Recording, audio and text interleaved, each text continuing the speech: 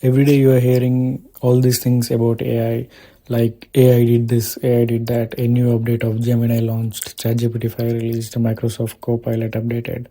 All those things might have scared you. Like one day your boss is gonna come and say, yeah, you're not gonna work with us anymore. We have AI now. But the actual truth is, if you have tried those AIs yourself, you already know it's not gonna happen. So throw the fear of AI replacing programmers straight into the trash. But here's the thing you should know if you're starting your career in tech right now. AI is going to evolve a lot. In the next 3 to 5 years, every repetitive task will be handled by AI. So the better options to start your career, one, cybersecurity. Yes, cybersecurity. With AI evolving, spammers are already bugging us every day. In the near future, it's gonna get worse. So, in my opinion, companies will definitely need more cybersecurity engineers to protect this online data. Cybersecurity will have a huge scope.